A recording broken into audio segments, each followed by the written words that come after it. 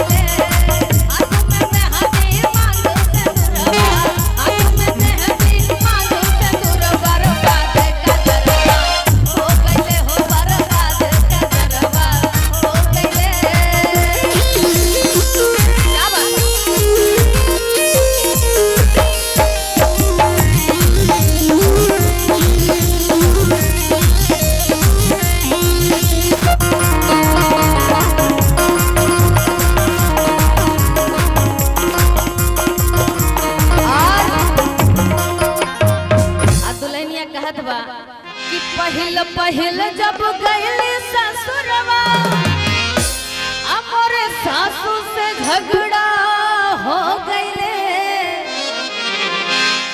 अकी पहिल पहिल जब गईली ससुरवा हमरे सासू से झगड़ा हो गईले। और कहते का बारे बाला पर दसवा में छाए बारे बाला पर दसवा में छाए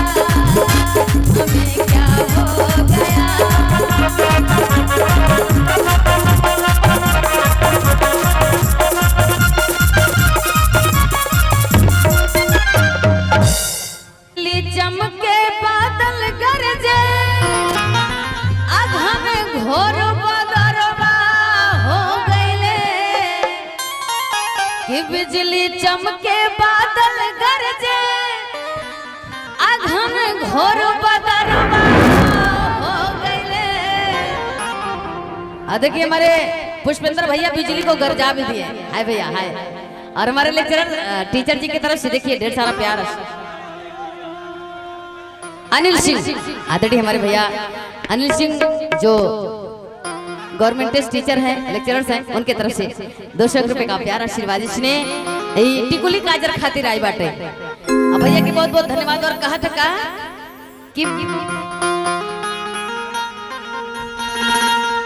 अच्छा लेक्चरर महाराजा इंटर कॉलेज क्या बात है। अनिल सिंह भैया की तरफ से ढेर सारा प्यार आशीर्वाद इसने। एक बार अनिल भैया के लिए जोरदार ताली हो जाए सबके बीच में। दुल्हनिया कहा था कि बिजली चमके दिलवा गरजे अघन घोर बदरवा हो गईले। बारे बलम बिनती तो न आवे बारे बलम बिनती तो न आवे दिल धड़के सब रवा हो गईले हो दिल धड़के सब रवा हो गईले।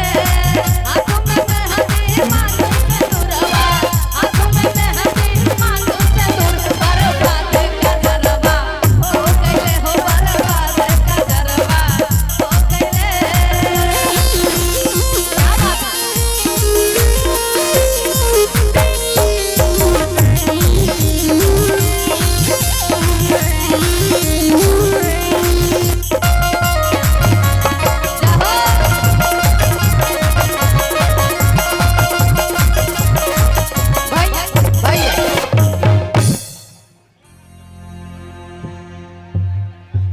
से एक लाइन और है, ओ एक गीत इसके बाद। और वो घर में एक ननद भी रहा, ऐसे चुगलखोर हमारे नंदी एक नहीं है।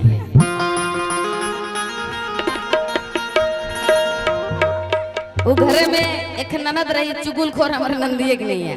आ करत का कि ननदी मुरहिया मुस्की मारे, आज अब खाली से जरिया हो खेला। कि ननदी मुरहिया मुस्की मारे, आज अब खा भैया कि सैया टूट गइल कमर कर धनियाना, सैया टूट गइल कमर कर धनियाना, करा धनियाना हो करा धनियाना, करा धनियाना हो करा धनियाना, सैया टूट गइल कमर कर धनियाना, सैया टूट गइल कमर कर धनियाना।